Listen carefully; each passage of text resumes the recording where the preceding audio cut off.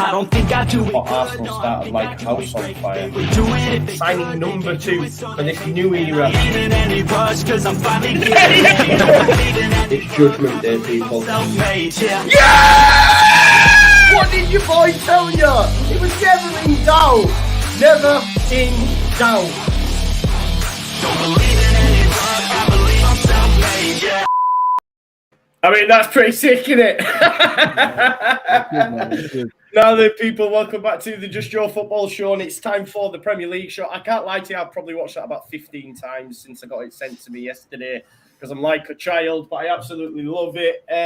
Yeah, big up to everyone in the chat, the guests as well. We'll get to them in a second. Please do smash a like on the video and subscribe to all of the lads' channels. We're going to talk a little bit about Fantasy Premier League, the Super Six, and of course, we're going to talk about the Premier League games again. Apologies again for my vest, but it is too hot for this ginger boy out there, so you're just going to have to like it or lump it. I know it's not the best viewing thing, but yeah, it is what it is. It is what it is. At least I ain't got a cap on, eh, Oscar? That's the main thing. How are we all doing? Matt, let me welcome Matt, because you haven't been on yet this season. You must be up here, mate, up here. Yeah, it's just what happens when you support a club as big as Spurs. You know, you just no, I'm joking. It's crazy. I had high expectations for the transfer window, and there's positions where I think we could have done more. But all in all, it's been an incredible couple of months for Spurs. And yes, it was only Southampton, but to start the season in such an emphatic style, I think we're in for a good year. But it's Spurs, that could change at every moment, at any moment. And I'm very wary of that. But for now, I'm loving life, and I'm happy to be back on the show. You surely won't be done yet either, will you? I think once we get Udogie, we'll be done. I think just that one, he'll go back on loan to Indonesia. I think that'll be it. Yeah, it would have been nice to get another one or two. I think we are still trying to get another one or two, but we're not going to sign players for the sake of it. And it looks like the targets that we had identified are probably just beyond our reach at this point in time. So we'll happily wait till January next summer. Cool. All right, then. That's fine. Gal, you're back again. How are you, bro? I'm doing well, man. Just kicking it back, relaxing. Today's my day off, so I'm like, you know what? I'm just gonna relax. Actually, it's not my day off. Day off from content. I don't got to do any content today, so I'm like, let me go jump on everyone else's channels, show some love to the boys. Good man, nice one, mate. Nice one. Locks, how are you, brother? Yeah, you signed someone. You signed someone, mate. Hell of a signing as well. Yeah, Alex Smithies. Alex Smithies. Yeah. You're the last team in the top 5 leagues to sign a player. I wouldn't class it as a signing, to be honest with you, mate. I'm not classing it as a signing. It's such a weird one as well, because we got rid of Jakupovic, who was like our third choice, and then we brought in Smithies. It doesn't really make much sense. So, but yeah, apart from that, mate, as always, all good. All good. You know why, don't you? Because Jakupovic was on like $5,000 more a week, so they were like, "Listen, we're done here. We're gonna go down. We need to start, getting ready for that. So we'll get rid of the big wages like Jakupovic and bring in Smithies on about $5,000 a week." No comment, mate. Move on. Corey, how's things, mate? All good? Yeah, I'm all right. West Ham are stressing me out as per, and yeah, I'm looking forward to the weekend, the Jesse Lingard derby. So fingers crossed we can get the 3 points, mate. Because it's getting a bit sketchy. I'm getting a bit nervy, but yeah, I'm looking forward to it. Let me just shout out Lewis as well. He did my intro, right, for anyone who wants to know. So big up to Lewis. Thank you for doing that, brother. Oscar, someone's asked you to turn the brightness down on that hat. There's a few comments about it, to be fair. Listen, I was very kind giving this hat. My man Rich, who works at Leeds, he went to see Pablo Hernandez. Yeah, so I really like the hat, to be fair, man. Yeah, I'm doing good, mate. I'm doing good. I don't know if did you even ask that? Yeah, no, I don't even know what you asked me. I just see you had to go with the hat, so I was like, I'm straight on the defence there. No, I'm doing good, man. Doing good. If all goes wrong tomorrow, it's La Liga's back, so Spanish football's back. That's something. Can your team Barca actually register any players yet? I think they've sold something else at 25% of something else now. So it's just. Did you know that Christensen might be going back to Chelsea? They've seen him in training and thought, I don't know about him. I don't know. Hasn't he like deleted everything combined, like to do with Barca off his thing, and then put him back in Chelsea? Christensen and Frank Kessie are the two players at risk. Rafinha, Lewandowski, I think are almost certainly going to get registered. They're going to prioritise them two, obviously. But Christensen, Kessie are supposedly the players at risk. But they've sold 25% of their merchandising operation now, I think. So I think they will get them pushed through. There's all sorts of stuff about Bernardo Silva. I think you saw me in the group chat getting all excited about that, but it turned out to be a hoax of who's been quite a reliable source this season, Gerrard Romano.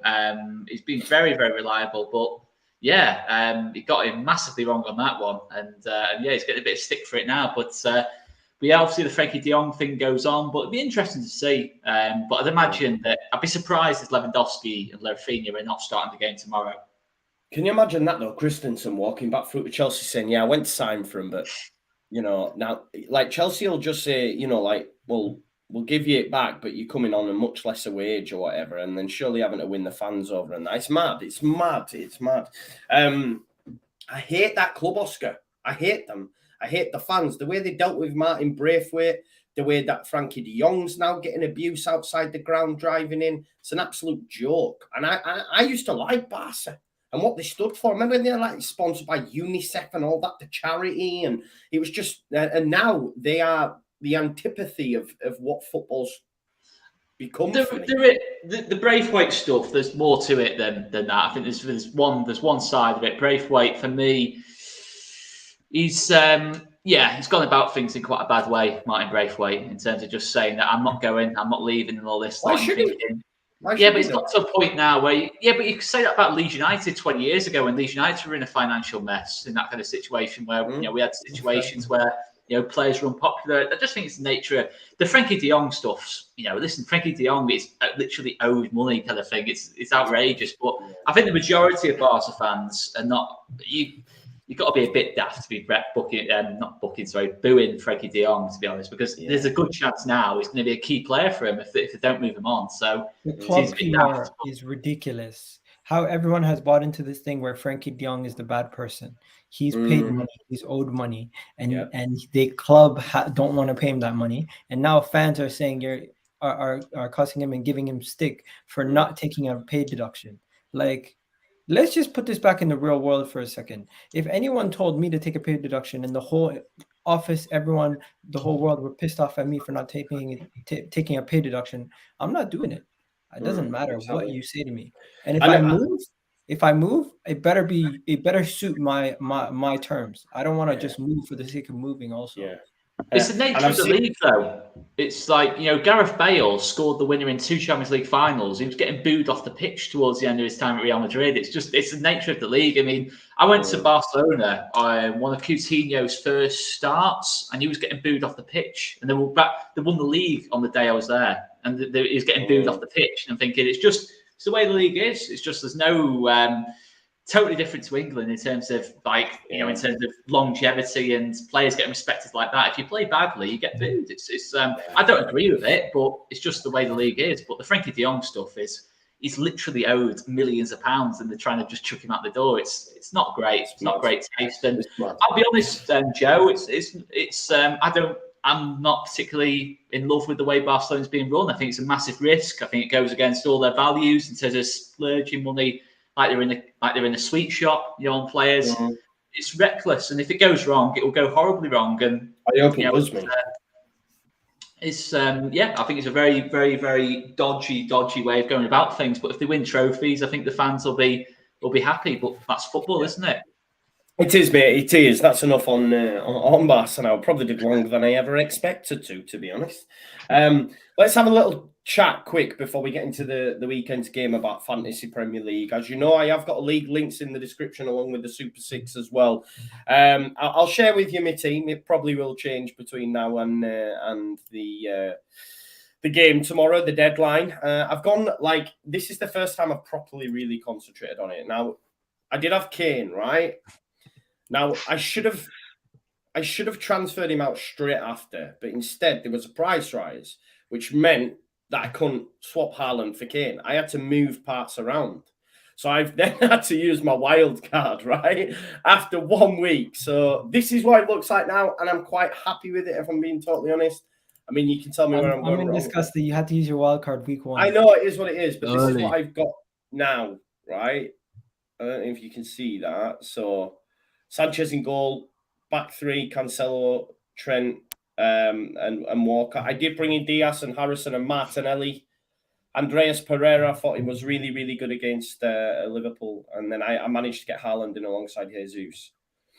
Are you done? Are you going to go with this team, or are you still going to change it? I think so. No, I think that's what I'm going to go with now. I did have Harvey Elliott in, which might sound a bit wild, but I think the way that he performed against Fulham, I think he might play, and he's only 5 million. But I thought, no, I better not risk it. I did want Kulusevski. Where's Smithies? Yeah, exactly. I do have Ward, though. I keep him Ward. If I could make one change to this team, I would say maybe reinvest the Luis Diaz money somewhere else and downgrade him to and reinvest it more in the defense or in the attack and get maybe a Darwin Núñez or get a Trent Alexander Robertson. I've got Trent. I know you already have Robertson, but I mean, you already have Trent, but I'm saying as a Liverpool asset, I don't know how I feel about Diaz right now. Diaz hit the crossbar and nearly scored a beauty. Like on a different day. He did score. Well, it was offside, sorry. And then he hit the crossbar as well, right? Yeah. So I think Luis Diaz is a sound asset. I would have gone Kulusevski, but with them playing Spurs, I stayed away from it for this week. No, I think that's decent, man. Yeah, it is. Who's your goalkeeper? I've got Sanchez at Brighton, but I'll swap him and Ward out because they're both cheap. One's 4, one's 4.5. So I had Ward last week, thinking they'd get a clean sheet against Brentford, and obviously that went tits up. But I'll just swap them depending on who they're playing. Yeah, and Chelsea. Talking about Chelsea, you have Reece James there. I would never bench him. See, I benched him against. I'm benching him right because I'm going bold and putting Andreas Pereira in against Wolves and benching James because they're playing Spurs. They tend to keep a clean sheet versus Spurs usually. Yeah, record. Yeah, they do, mate, and we'll chat about that because they've got a terrible record. Yeah, no, you've got a terrible record there, but maybe it's time for things to change. 1 win in 28 years, ladies and gentlemen. Yeah. I think it's more, mate. 1 win in 4 years. Whatever you want to phrase it. You could look at it like that. Anyone else got any sort of fantasy little shoe-ins? How's yours going, Matt? I'm captaining Haaland over Salah. No question about it. Anybody who has Haaland, I would say captain him over Salah, even though Salah has the chance of getting a clean sheet and getting those points. I think Haaland's goals is just going to be so much higher this season, and Mo Salah's involvement in the final third might be a little bit less than it was. I've got Salah captain still. I just think Salah's got the potential for assists as well, like more than Haaland as well. He won't score as many goals, but I just think the potential for assists. I mean, he put 2 on the plate for Núñez in that Fulham game second half. So I do see what you're saying. I probably will swap it around, but I just think Salah, the fact they're playing Palace and the fact that it plays so bad against Fulham, obviously we'll go on to that game, but I just have a feeling Salah's got potential to absolutely go mad against Palace. Yeah, potentially, mate, potentially. It looks a lot better than it did last week. As I say, I went with Sancho because I was expecting Man United to turn up, and that didn't happen. I had Grealish in there, and I was a little bit disappointed with his performance. So the fact that then I needed to get Haaland in, I thought wild card it and just switch it all up. So that's how I've gone. Super 6 League as well, folks. That's in the description. Make sure you get your scores in ahead of the weekend as well, right? Right, we'll now get into the games of the weekend. We are going to start with Arsenal versus Leicester because we have an Arsenal fan and we have a Leicester fan. Got a bit of history, these two. They're like a little bit of a Barney. Locks had even unfollowed a gal on social media. That's how deep it ran. You know what I mean? What's going on there? That's the true line. Wasn't it? Haven't you had a new Twitter? That's not your old Twitter, is it? You've had a new one. I swear he used to follow me on the new account. Was it the new account? I don't remember unfollowing you, so I don't know what happened. Yeah, Twitter acts up sometimes. Maybe you blocked me and then unblocked me. I never soft block people. I don't know. It's a mystery. Whether that guy is, I don't know. I don't know what he's talking about. Why are you a Barca fan? Up there. Calm down, David. mate. If you're a Barca fan, get in the bin. Get in the bin. You're a joke. All right. Barca in the mud. Barca in the mud. Exactly. And I hope you lose everything. All right. Right. Come on then. Locks, you start us off, mate. Obviously, Leicester. one in the door. Alex Smithies. Obviously, that's not going to make any impact to the first team, but I mean, you must be disappointed, obviously, 2-up as well against Brentford and then end up drawing the game. And how are you, like, thoughts going into this game? Are you confident that you can get something? Vardy turns up against Arsenal normally, doesn't he? Yeah, I mean, we might score one. I mean, obviously I watched the Arsenal's first game, and they were brilliant, especially in the first half. But I think there is definitely still a little bit of, I don't know, fragility there with Arsenal. It's in there somewhere. Palace put you under pressure a little bit, a few too many times, I think, in that game. So I think we definitely could if we're on it. But when I say I think we can score, it would just be one. I'm expecting a win for Arsenal. I don't see us winning the game at all. The Brentford game was all on Brendan Rodgers. It was just he killed it. He killed the game. We were 2-0 up, and we were playing really well. Probably the best I've seen Leicester play in a year, I would say, in 12 months. The first kind of 50 minutes of the game. And then, he decides to take off Kiernan Dewsbury-Hall, who has been our best player in the last year as well. He won Player of the Season and Player of the Season for us last season. He took him off, and his excuse was that that Brentford had brought on an extra midfielder. So he decided to take off one of our midfielders. So whatever he was thinking, I'm not too sure. But and then literally from that moment the game changed. They were all over us. We couldn't control the midfield. We were and when we did have it, we were giving balls away, and we got absolutely battered with, and they scored. They scored a third, but it was offside. So they should have really won the game. That would have been fair, for the second half. So it was a tough one to take. I think Leicester fans are split whether it was Brendan Rodgers, if that was all on Brendan Rodgers, or if there is still this mentality issue at Leicester like there was last year with seeing out games. The game management, obviously, as we all know, was horrendous last season, especially that Tottenham game, Matt. That was the worst thing I've ever seen as a Leicester. I think that was worse than the the Watford Deeney moment. I think the Spurs game was worse than that. It was so bad. What moment's that? Oh, they've scored! I do not believe what I've just seen. You're cool, mate. That was beautiful. Thank you. Thank you. That was a good one. So mate, I don't know. It's we could score one, but I just don't see us winning the game at all. I think Arsenal this season they'll be too good for us. I mean, like earlier on, I was speaking to someone. I said 4-1. I said 4-1 to Arsenal. I've seen quite a few Leicester fans say 4-5-0. We're really not confident at all, and it's sad, really, because like 2 years ago, even 18 months ago, like Leicester fans, we were like the club. A couple of years ago, we were the club that would go to the big teams and pull out performances and win.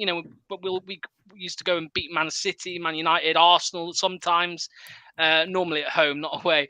And now it's just not that. We go into every big game, against a big team, and we're just like, we're going to get battered, and normally we do. So more recently, 4-1 Arsenal, I'm saying, and if we do score that one, I'm going to say Jamie Vardy, obviously, because he loves scoring against Arsenal.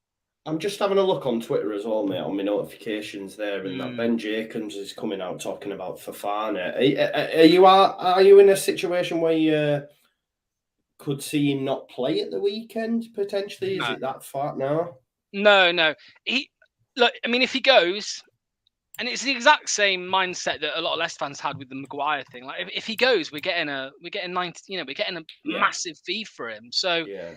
It's not like we're like with Kante the year after we won the league. We lost Kante for 30 million, and we were just like, oh, that's not great. But because of the year he had. But it's looking now like we're gonna be, if he does go for Barnett, it's gonna be 85, 90 million. Yeah.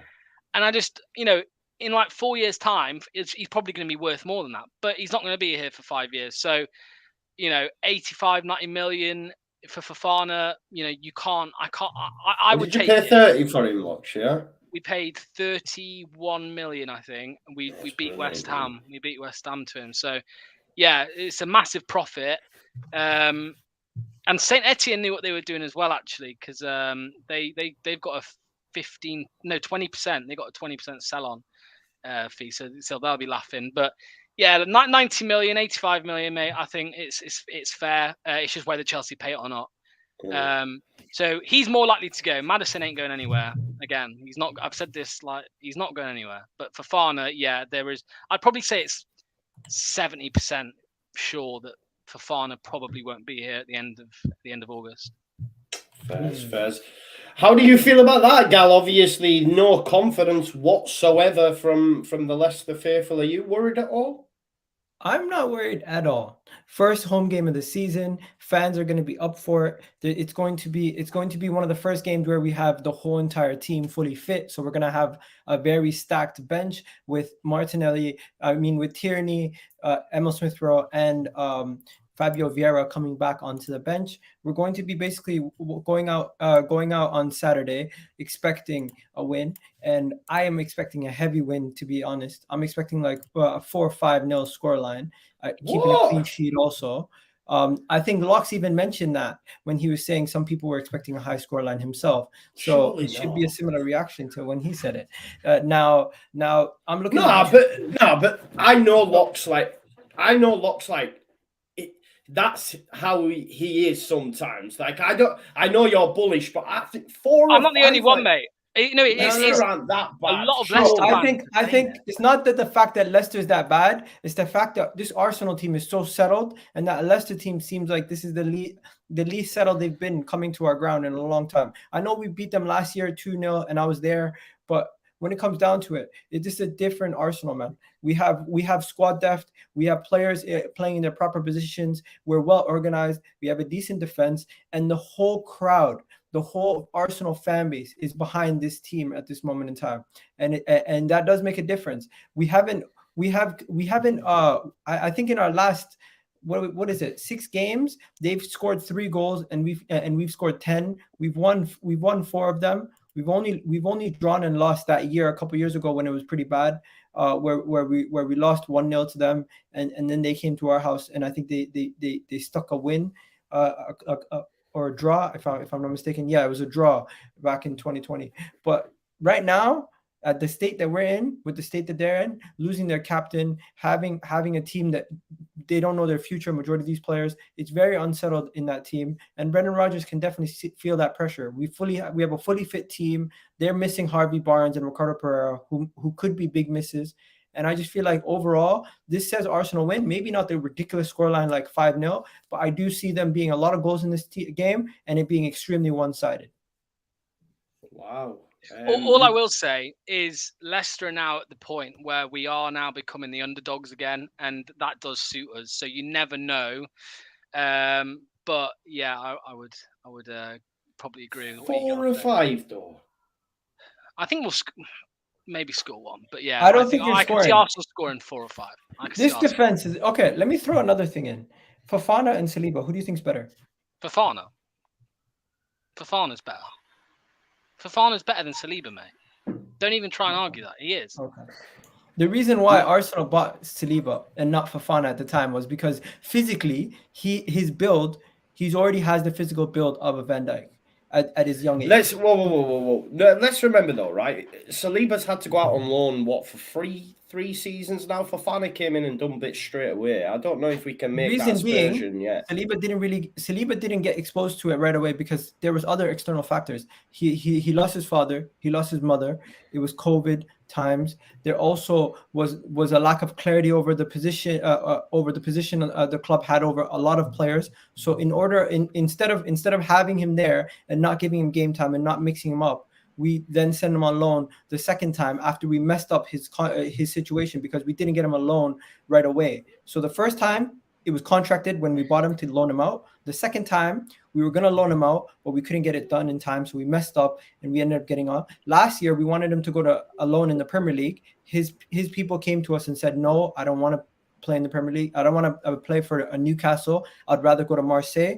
They organized the loan themselves, and we let them go to Marseille. And after these 3 successive loans, he's now come back a better player, and he's shown. I'm not the only one here who. No. I'm with you. I'm with you. No, but let's not. Right. Obviously, a gal will have seen a lot more. Used to and much more. Listen, I'm not professing to be any sort of thing, but I agree with a lot of what the chat are saying. Saliba's looked good in the Premier League 1 game, right? I'm not saying he won't go on and do that every week, but Fofana's doing bits, and there's a reason Chelsea want him for the price they do.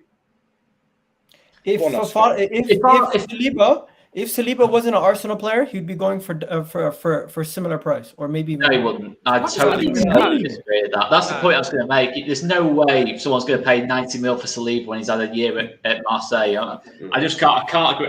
Maybe I'm wrong, but I just can't see that. I think the Premier League adds a massive amount of value, and I think it's a much more difficult league to make an impression in, especially for Leicester. Like last couple of years, I mean, he's done immense things there for Fofana, but Saliba could be better. I don't think it's like clear cut, but I'd say if you're asking me to pick one right now to go into, a Man City, Chelsea, Liverpool and make an impact, I think Fofana's probably the one for me. I do understand what Igal's saying in terms of physically. I think Saliba's an absolute monster physically. And I think I'd have to say, if you're picking the strongest 11 between the 2 teams, they are the best 2 centre-backs by a mile. Like, there's no centre-back as good as Saliba at Arsenal. There's no centre-back anywhere near as good as Fofana at Leicester. But for me, I don't think there's that big a difference, but I'd go for Fofana at this moment in time. And I think the fact Leicester are asking for such a big fee, the fact Chelsea are willing to pay such a big fee when they've already got Koulibaly, Thiago Silva, it says a lot to me that. But in terms of the World Cup, it might even be a situation where neither play for France because they've got obviously Canati and people like that for France. So you don't know. It'll be interesting. Saliba's already in the French setup. Yeah, he's not guaranteed though. It's not a guaranteed start. That's the only point I'm making. I'm not saying he's not good. He's clearly good enough, but he's not guaranteed. Fofana's only not in it yet because of his injury. The injury that he had at the start of the season. If he played all of last season at the same levels he was playing in the year before, there's no doubt that he would have been in that French team. No, I'm pretty sure that would have been the case. Yeah, agreed. I like what they've done with Saliba. So I'd just say I like what they've done with Saliba because I look at it in terms of, I'm not saying it's the same level of quality, but with Creswell going on loan to Millwall, I'm hoping we'll have a similar kind of success in terms of he'll come back, a much more experienced player. I think Arsenal have played that loan superbly well in terms of Saliba. Yeah, and it's a good job Arteta did what he did and not listen to the fans, and we'll talk about Man United and their transfer activity in a little bit later on because that's been wild. But Matt, you've sat there patiently listening there, having to listen to your main rival there in Igal in Arsenal. What do you think to this bullish, confident Arsenal fan base right now? I'd use another word that begins with bull, but it wouldn't end in ish. And look, Locks knows my feelings on Fofana, and I think Locks rates Fofana. He's a fantastic defender. I think Locks rates him a bit better than he is. I think Romero is better, but to put Saliba anywhere near the level of Fofana after one Premier League game, I'm agreeing with you here. But I'm disagreeing with you. Okay. We're not in there, Matt. You can't throw a curveball like that and not expect a reaction. You can't do this. We're talking about Saliba. Yeah, go on. Yeah, to put Saliba on the level of Fofana after one Premier League game, I think that is. First of all, there's no need to do it because we don't really have enough of Saliba in the Premier League to make an accurate comparison. They played in the same team. They played in the same team in Saint Etienne, and they're not playing in Saint Etienne anymore. They're not playing in the French league anymore. They're playing in the Premier League, which is a completely different situation than what you have in the French league. There are players who will do incredibly in France who can't do it in England. We look at Tanguy and Ndombele as an example. There are players who will do it in England and can't do it in France. They're completely different games. Right now, if you're a Premier League club and you want to pick Fofana or Saliba as your centre-back, 20 out of those 20 clubs will pick Fofana, and that includes Arsenal, because Fofana is a better defender in the Premier League. He's proven it time and time again. So I don't think that's a fair comparison to make, but I do think Arsenal will win this weekend and will win comfortably. I don't think it's going to be a 4 or 5-0. Leicester obviously reeling from a poor season last year, a poor summer again. As much as I'm jealous of them bringing in Alex Smithies, there's a lot of work that needs to be done in that squad. And look, getting rid of Fofana, or not getting rid, but selling Fofana for 90 million, I think could be what makes this a good summer for them. Because you look at Leeds, for example, losing Calvin Phillips and losing Rafinha, two of the star players, but you got in a lot of money and used that to make a much more balanced squad. That I probably, looking at that Leeds squad, think they have a better chance of survival this season than they did last year. Looking at that Leicester squad, if you get in a lot of money for Fofana, spend maybe 20, 30 million on another centre-back, you can balance out that squad a little bit more. So I think depending on how the rest of the window goes for Leicester, that will massively shape their season. But for this weekend, the capitulation that they had against Brentford and with Arsenal, they played really, really well in that first half an hour against Crystal Palace. Probably faded away as the game continued then, but they've shown they have that quality. Gabby Jesus looked very lively. Zinchenko slots into that team as if he's played there for 3 or 4 years. And I think for this weekend, Arsenal have the upper hand. I'd go maybe a 3-1. I agree with Locke said. I think Leicester will nick one, but I don't think it's as clear cut as a 5-0 win for Arsenal. Just want to give an update. Joe, Barcelona just registered Rafinha. So and Lewandowski, yeah, I've seen that. And Lewandowski, apparently. crazy. That dude in the chat will be happy, won't he? Yeah, whoever he was. I just want to mention one thing. Romero is a top 10 center back at this moment in time. I'm not making fun of Romero. I'm not making fun of any of these center backs, but all opinions change throughout the season. So at this moment in time, your opinion might be that Fofana hasn't played enough games in the Premier League. I mean, or Saliba hasn't played enough games in the Premier League. And some people might not even have Koulibaly in their top 10 because he hasn't played in the Premier League. But my opinion is I rate the players based on what I've seen. And I think Saliba at this moment in time, and from where he was at a youngster when they played together to now, he's developed just as much as Fofana has. And the fact that we haven't watched him with our own eyes on a week-to-week basis doesn't I think it's poor to say, you know what, oh, we can't judge them because he hasn't played in the Premier League. I think that's the Premier League centre backs. It's it's the only relevant thing. They're Premier League players. Yeah. No, but it's he was playing in the Europa League and he was playing as the best young player in France. Yeah, no, I hear that. I hear what you're saying, but I agree with what Matt said in terms of just because you know, we've seen many players come over and rip it up in their leagues and then come to the Premier League and just die a death. You know what I mean? I'm not saying Saliba's going to do that. I just think, you know, you could even get halfway through the season and maybe have that conversation again. But I just think it's too soon after 90 minutes against Crystal Palace to say, right, he's better than Fofana. I mean, the other thing as well after he plays Tottenham. But look at his partners at Arsenal as well. He's got Ben White to the side of him, Gabriel, Zinchenko, Ramsdale, a leader. Compare that to what Fofana's playing alongside. I mean, I'm not saying, you know, Locks might agree or disagree with me on that, but so he didn't choose horribly out of form in terms of the fullbacks change week in, week out. I think you've got to factor that into it as well. And I think Arsenal. It was only last year that people were saying Fofana's and Leicester's team was much better than Arsenal's team when we had David Luiz and Socrates and Bellerin. Like, it wasn't that long ago where people were saying Saliba didn't play with that. Team was better than ours. That's because it was better. Leicester did have a better squad. But now to say no, but to big up the player and say, oh, look, he's playing in a much worse team. I just think it's a thing that changes on a week-to-week basis, on a month-to-month basis. This is what I will say as well, though, with Fofana. Obviously, he is standing out, right? Like, look at Maguire. You know, Maguire stood out at Leicester. You know, Maguire at Leicester was not a great example to start with. That Locks, I'm not going to lie. No, I'm just saying. Like, Maguire, he stood out. Maguire did stand out at Leicester, and obviously, and that is why Man United paid 80 million for him. So, obviously, Fofana probably won't stand out as much in a Chelsea team next to Thiago Silva or Koulibaly, but he will, because he has legs. But can you imagine how much he'll come on though under them two as well? Exactly. Alongside them two. Exactly. He'll be the best out of all of them.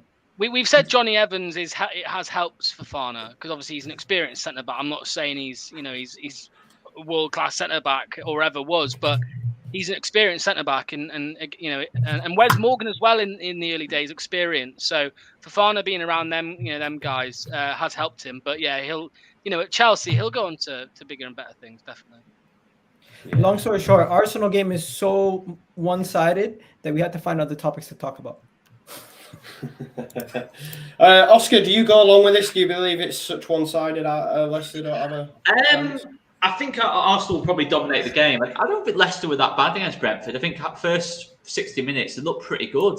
You can never ever rule out James Maddison and Vardy, that combination. And in terms of Tielemans as well, if Tielemans is on it, Leicester have got a chance. But no, I think Arsenal will probably dominate the game. I'm not sure Arsenal are clinical enough to win a game 4-5-0 right now. I think obviously Jesus, Saka, Martinelli it's the finishing side of things I think all can improve with. I think they had the chances in the first half an hour, to be honest with you, Arsenal against Palace, to really bury Palace, but they didn't quite take them.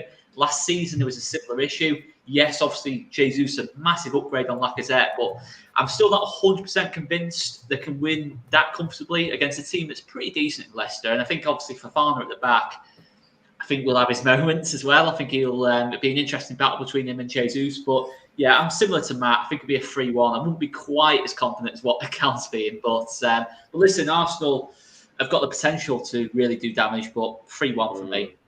3-1, there you Danny go. Ward will keep them in the game. Right, what I am going to do then now, obviously a lot of us think Arsenal win the game, that's fine. Let's talk about Spurs, because I know Gal's got to leave soon, so I'd rather he be here for that Spurs chat, you know what I mean? So knows how the game works. Yeah, exactly, man, you know. Chelsea versus Spurs. So, Spurs, one win, or have won once at Stamford Bridge since 1990, so one win in 32 years, I think it is actually. Wow. Tuchel as well has a great record against Spurs, both when at Dortmund and at Chelsea. He's won all 7 games. So history is on Chelsea's side, but obviously Spurs, Matt, they look different gravy right now. So is this like the real opportunity to put down a marker and say, do you know what? We are going to challenge that top 2. We are going to be the ones closest to a Liverpool and a City. How are you feeling about it? Or is all that history, do you just think, nah, look, if we can get a point from Stamford Bridge, I'm taking it every day of the week? Can it be both? Because I would take a point. I would take a point, but I think we have more for the full season than Chelsea. I think that the best way I could probably describe it is I think Chelsea potentially have a better starting 11 than us, but in terms of squad depth, I think we edge it. Especially with the business that we did this summer. And the way I always describe it is we had an 11 last year that got us into the Champions League. Whether we deserved it or not, they did it. They got us in there. And with the signings we've made this summer, some of those players that were the first names on that team sheet are now they're the depth. They're the subs. They're the ones coming on to change the game. There's that experience of playing in this first team there. There's also a lot more quality. There's competition in there. So I think we probably do have better depth than Chelsea, but you can't ignore that record we have at Stamford Bridge. There's been so many times we've gone there, maybe not so many times, but there has been times where we've gone there and we've deserved to win. We've been winning. That battle at the Bridge, we were 2-0 up at halftime. It was in our hands, and there's just something about that ground where it doesn't quite work out for Spurs. But we went in there in 2017, was 2018 maybe, went there, we beat them 3-1. I would say from in the fan base and in the squad, there's more of a confidence now that we can go and get something from them. Of course, Antonio Conte is a factor. We played very well against Southampton. And one thing that I think is going to be extremely important is the heat. I think the temperature in this game is going to be 34 degrees at the time in the game, which you may think is pointless. But look at Tottenham in pre-season. We went to Korea where it was extraordinary heat. We played Roma and Israel where the heat was absolutely insane. This Tottenham team is extremely fit. We saw the videos of them collapsing after training. That's going to come in and be a massive factor in this game. I don't think it's going to be enough to tide us over if Chelsea are on top. But if it's an even game coming into the last 15, 20 minutes, I think that's something that could edge in our favour. But if I had to be honest, I don't think we're going to get a result in this game. But I would not be surprised if we did. And if we show up and if we play the ball that we know we can play, we've Richarlison at our disposal for the first time. He's not the brilliant quality type of player that you want in this game, but he's the one that'll come on and he'll step on heels. He'll be saying things in the Chelsea defender's ear. And I think again in this type of game where emotion could get the better of it in a derby like this, that could help us over. But I'd take a point, but I'm kind of hopeful for more, if that makes sense. Yeah, of course. Corey, welcome back. Welcome back. Yeah, welcome back. I genuinely thought I was going to have to do a show where you weren't there, mate. I was feeling a little bit. I'll be here, mate. I'll get through the Wi-Fi. Good man. Obviously, I mean, it's a big game, a London derby. Do you think like this is a massive moment, really? I know we're only 2 games in, but if Spurs can go there and get over that hoodoo and actually take something from Stamford Bridge, like for me, like looking at the game, I think a lot of us would say, do you know what? It's going to be Spurs if you didn't know about that record. Do you know what I mean? Because I think they look, prime right now. How do you see this one going, mate?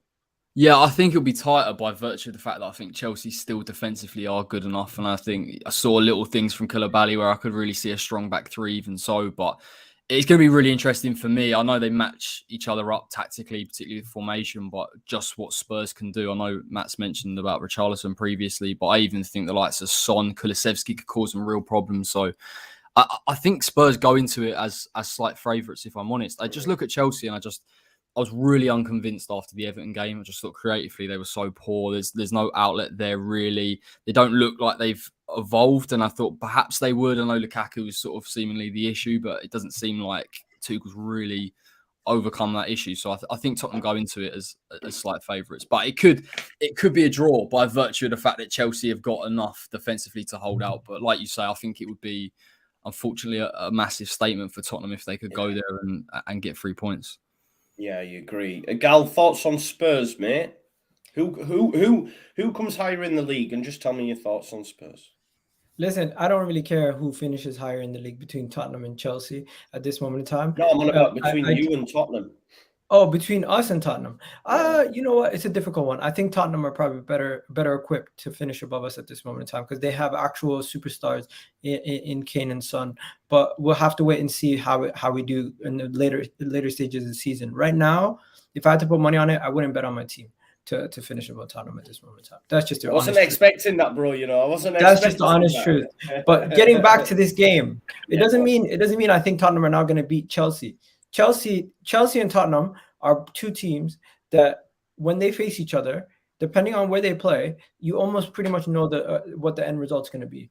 And I believe the fact that it's at Stamford Bridge, it can only end two ways. Either it's a tight draw, or it's a Chelsea win. And if it is a Chelsea win, it's gonna be a Chelsea win, a convincing Chelsea win. For some reason, Tottenham don't travel well when they go to in London derbies. They come to Emirates, they end up bottling it. Even if they're as good as they are, when they're in the best of the best, they still find a way to lose. When they're against Chelsea, they could be better than Chelsea. They still find a way to lose. So I think history is going to repeat itself. I think they're going to go into this game. They're going to go in with a lot of confidence, thinking this is an opportunity to take advantage of a somewhat vulnerable Chelsea team that still hasn't figured themselves out attacking-wise. And they're going to go down early. They're going to pin one back, and it's going to be too much. There's not going to be enough time for anyone to get a winner, and it's going to end 1-1. I really do believe it's just going to be a 1-1 game. And it just screams a draw all over again. It's going to be on main TV. We're going to be bored. And remember, Chelsea play boring football. Tottenham play counter-attacking football. The two teams are somewhat going to be. You guys are a transition team. Don't act like you're surprised. You do play a lot of counter-attacking. We're very strong in the transition, but we're not a counter-attacking team. We went to Man City in April and beat them 3-2. All our goals were just really good build-up. We are the best. That is our best attribute, but we have so much more than that. Okay, maybe I should have chosen my words better, but you get my premise of the point. So I think the two teams work. What could cancel each other out, and I think if they would be better equipped to be playing against a Liverpool and a Man City than they are playing against a Chelsea. I think Chelsea might be their kryptonite, and definitely do think it's going to be a draw. Fair, great chat there, Regal, and really put Matt in the bin there with your comeback. So fair play, mate. Anyways, I'm gonna have to head off, guys. But really, having me on show every single time. I'll catch you guys on the flip side. And Lux, I like the fact that you've actually acknowledged you're gonna lose this game before you lose and it ends up turning bad. You're getting unfollowed tomorrow night, mate. Anyways, Oscar, Joe, everyone, you guys have yourselves a wonderful day, man. Good man. He did turn into a politician there for a second. It was brilliant. Matt, will we see any of the new signings start? Because I think none of them did right last time out. Will we see Perisic? I had to get rid of Perisic, man. Yeah, I was surprised. I kind of thought Perisic would start, but Conte said he wanted to make a point. He wanted to make a statement. None of the new signings started, and I mean Richarlison was suspended. I know Perisic had an injury in pre-season. Basuma had COVID. There was a few reasons, but he made a statement by not starting any of them. Longley is actually out of this game. He's got an issue with his adductor, whatever that is. But I think Sessegnon probably retains the place over Perisic because he was possibly the best player on the pitch against Southampton. He was absolutely incredible. If any of them are going to start, I'd assume it would be Basuma, but I can't see any reason why Højbjerg and Bentancur will be separated after that game against Southampton. The only other player we're missing is Oliver Skipp, but I think we'll definitely see Richarlison and Basuma from the bench. As for maybe Perisic as well, probably no Spence, no Forster, no Longley, and yeah, that's all exciting. Fair. Locks, do you have anything to say on Chelsea Spurs? Yeah, I mean, I agree with what I think Igor was saying. I think obviously Chelsea are Spurs' kryptonite in a way, but I think it'll be broken. I think Tottenham. I think it's a bit of a different Tottenham side now. I think they've got enough. I think if Tottenham score one or two, I hate to say it, especially with Matt here, but yeah, it's. I think Tottenham score 2, and I don't think Chelsea will. I just don't think Chelsea will match, Spurs' scoring. So I know Chelsea are, very good defensively, but I think Tottenham will have too much. So I'm going to say 2-0 Spurs. Nice. Oscar, what are your thoughts, mate? I think Tottenham have got to start Bazuma, to be honest. I think obviously Højbjerg and Bentancur had really good games against Southampton from what I saw, but I think you need that class in midfield, someone who can really just take the ball in the half turn and really control the game in that kind of respect. And I just think Bazuma is the best at doing it. We saw him do it so often for Brighton against the so-called better teams, going to places like Anfield and putting his stamp on the game, Old Trafford, all Spurs last season. We've seen Bazuma do it all the time, and I think he's that type of player you want in those kind of games. I think Sessegnon has to start because Sessegnon was brilliant. So yeah, it's a case of how brave are Tottenham in this game. I think the game's there to be won. Chelsea are still a pain in the arse to break down, despite not playing particularly great with the ball. Everton didn't really create anything against them, and they're still a really, really difficult team to break down in that respect. So, but you got Kane and Son. They only need one chance. They only need one chance in the game. And I do back, if you were going between the two front threes at this moment in time, Mount, Sterling, Havertz, Kulusevski, Kane, Son, you're back in the latter, no question about it. So I've got a feeling on draw, to be honest. I do think Spurs might be a little bit careful in the respect that if Spurs did lose the game, all of a sudden you've seen maybe a gap building between them and Arsenal and City. But I don't know. I think when it's at the start of the season, I think whoever plays away from home in these kind of games does tend to be a little bit more reserved. Just see this as a good result kind of thing, getting a point at the place. But I'd say a draw. But if anyone's going to win it, it'll be Spurs. I just can't see how Chelsea have got the tools to beat Tottenham, even though there's this record between the two teams. I just don't see how Mount, Sterling, Havertz is going to cause that many problems for what's looking like a good Tottenham back five at this moment in time. Of course, you get your recent goal as well, Matt. You can't deny his quality of shot stopping. Thank you. Finally getting the praise he deserves. I just want to say, I definitely meant all those words. I sat here 12 months ago and listened to Joe telling me Leeds were going to finish above Spurs, and now you're saying we're going to go to Stamford Bridge and win. I'm absolutely loving this. Did I say that? You said it on more than one occasion that Leeds finished above Spurs last season, and this is where we are now. It is incredible. He also said that he expected top 6 last season. Yeah. Right at the start. Did I say that, Matt? 100%. You were even doing a show with someone else and you had a graphic up at your predicted table. I think you'd lead 6th and Tottenham 7th. Wow. I don't know how, because I abused you a lot for it. Wow. That shows how much Bielsa made me feel. Because I'm telling you now, it's not like that, believe me. I was probably thinking we'll finish on that 9th, we'll get some players in, we'll start. Oh, wow, that's mad. That's madness. Just because you've just dug me out there, I'm going Chelsea 1-0. I respect it. Yeah. I do think that history might just. It'll probably be a Jorginho penalty, and it'll be a terrible game. And actually, by the way, Alonso isn't playing in this game because he's making his move to Barcelona. He is the player that I hate playing against the most because he just always scores. There's been, I think, twice Chelsea beaten us 2-1, and he scored both of them. I just said advantage Chelsea, to be honest. Alonso's not on the pitch. not when it's against us. Any other game, yeah, but they're missing him and Kovacic. I'm hopeful. Yeah, it'll be good. Well, I hope it'll be a good game. It's a nice tie early on in the season, you know what I mean, that we can look forward to. And then I think is it Man United Liverpool next week? Which that'll be a lot of fun, won't it? That'll be a lot of fun. Let's talk about Liverpool actually. Liverpool versus Palace. I think we can all agree we expect the proper Liverpool to turn up. I've watched a lot of content this week, and a few people questioning Liverpool's, like they just thought they were going to turn up and roll over Fulham kind of vibe. You know what I mean? They weren't really in the fight. I think even Klopp mentioned it afterwards. Do we all expect, I know, Oscar, you mentioned about captaining Salah. Do you just expect a totally different Liverpool this weekend? Or Monday, sorry? Yeah, I think so. I think if you look at Liverpool before Núñez came on and after they came on, I thought they started to batter Fulham a little bit, to be fair, towards the end of the match. I think that was kind of like the last 20, 30 minutes.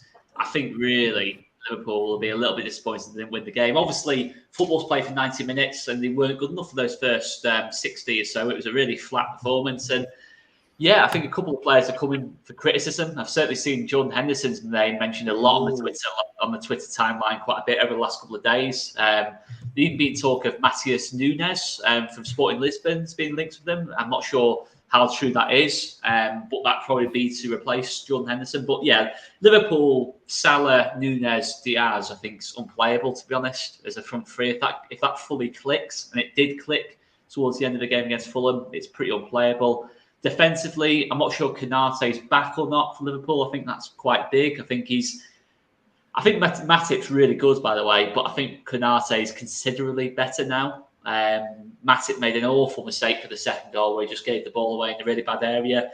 And ultimately, if Liverpool are anywhere near at their best, I do think they beat this Palace team. I just think when they do have bad results, they tend to respond pretty well. The fact it's at Anfield, the fact that Palace, it was one or two questions in terms of the fullback areas. Certainly, Nathaniel Klein against Luis Diaz, I feel like that's going to be a bit of a difference maker, that one. I think Liverpool pretty handy, 2 or 3, I reckon. Yeah, I agree. Corey, do you think it's time to start Darwin Núñez already, or?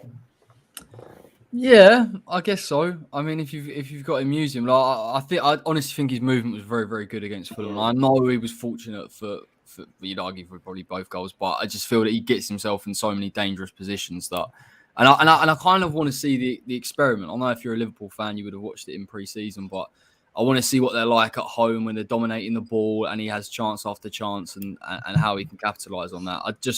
That dynamic for me, and I think, Oscar mentioned about Nathaniel Klein, I think he'll struggle on that right-hand side, but I think we'll see a game where Darwin Núñez will get a lot of deliveries into the box, and I think that'll be the difference maker. I just think, Jota showed it a little bit last season, a little bit more of a direct number 9, but I think Núñez just has that ability. And I don't even think we've really seen Núñez stretch teams either, to be honest, yet. So, yeah, I think if you're a Liverpool fan, you probably play him, and I think Liverpool dominate that game, to be honest. May not necessarily go and get goal after goal, but, Palace did okay to get back into the Arsenal game. I think they were talking about it prior. I think they struggled in pre-season for fitness and to get the team consistently out there. So to go up against a Liverpool team that's going to probably press you to death is probably a bit too much of an ask. So, yeah, Liverpool win for me.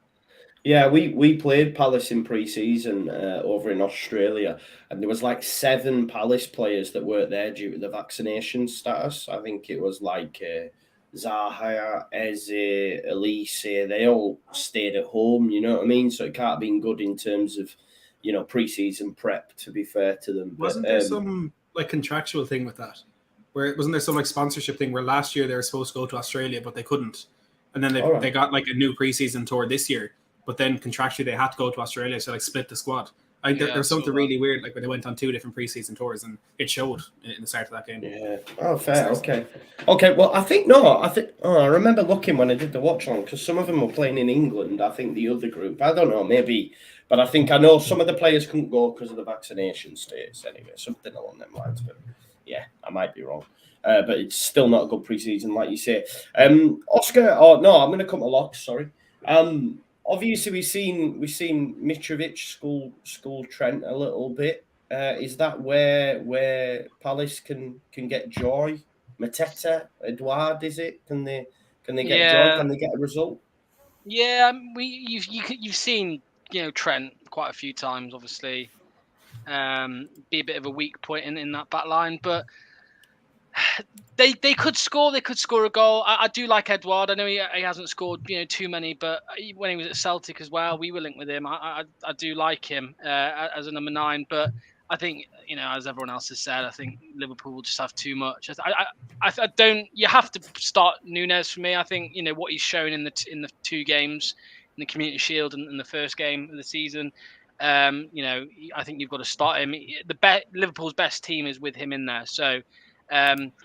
Maybe if they'd won against Fulham, then you've got, if they kind of won that game, then you could probably risk not starting him. But I think they need a bounce back. They need to kind of go out and score a couple goals. So I think you've got to put Núñez up there. And yeah, I'd probably say 3-0 Liverpool. Yeah, Oscar, did I come to you on Liverpool? Yeah, I think 2-0, Salah and Núñez. I just think as well the other factor, when Núñez is on the pitch, as Corey said, you don't see a lot of quality from him in terms of like Haaland, like breathtaking touches, but he is such a pain in that box. I mean, he causes so many just his little flick-ons. Almost, I know we had that joke about Andy Carroll, but he's Andy Carroll, but that's 10 times more effective in front of goal. Yeah. Interesting. I was just going to say, you see last week against Arsenal, you look at the type of goals that Palace were conceding. Like, I really rate Anderson and Mark Gahey. I think they're top centre-backs. But you're talking about dealing with the second balls and then the knockdowns and things like that. Núñez will thrive off it. Like, if he gets a sniff, he'll score. So it's kind of, like I say, Palace don't look sharp yet. So he could always benefit from a deflection or whatever. And you could argue like Klopp probably wanted to manage Núñez, but if he looked at that first half and he's questioning people's like, are they up for it kind of thing, he might just say, well, do you know what? I think, was it Firmino started? I'm not saying he was the one that wasn't putting it in, but he might just rip it up, mightn't he? And I think Harvey Elliott might come in as well, because like I said, I nearly put him in my fantasy team, because I thought when he came on, they looked so much better. They looked so much better down that side, especially in I think he was key in getting the ball to Salah for one of the goals, I think, if I remember rightly. But yeah, 5 million, it's a shout. I haven't put him in. I don't know why I'm doing it, because he'll probably score or he'll play in it. Plus, he's just got his new contract as well. So, you know how football works, new contract. Oh, he scored at Anfield. Yeah, all that sort of stuff. I'm talking myself into transferring him in here. He's probably going to go in at some point. But I think we're all expecting a Liverpool win on that one. Let's talk about Villa versus Everton. Gerrard versus Lampard. Listen, I can't stand Lampard and I back Gerrard, but things are not right at Aston Villa. He's got now the same record as Gary Neville that he had at Valencia as Gerrard. And look how much stick Neville gets about that. And Gerrard's, been backed. He's spent money. Villa are a good side. They have some good players. There's the Mings stuff. He came out and spoke about Tyrone Mings, saying, "Oh well, when he can look me in the eye, I'll pick him," or something along those lines. Which can't be great, and can't be great in the dressing room when you've had a captain that's been with a lot of these lads from the Championship. And I think, look, as much as I think he's a bit of a tit, I think Mings would be well liked within the dressing room as a teammate. I think, I'm just guessing. I don't know. But it can't be good. And Villa didn't look great as well. And they've won 2 of the last 12 if we go back to last season. So all that shtick I've been giving Lampard and backing Gerrard, I mean, could he be the first manager sacked? I think we spoke about it last week on Monday, but who wants to talk to me about Gerrard? And what do you make to the Mings situation, like stripping him of the captaincy, then making their comments post-match? Was it needed? Blown out of proportion for me.